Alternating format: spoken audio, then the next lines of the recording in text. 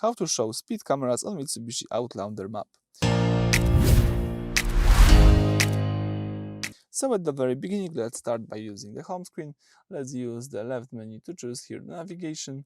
From the navigation, you need to choose here the settings at the top of the screen. And then from settings, you need to scroll down and select here the safety guide settings. So here you've got the safety camera icon on map. This toggle switch controls the visual indicators for traffic enforcement cameras on your navigation screen.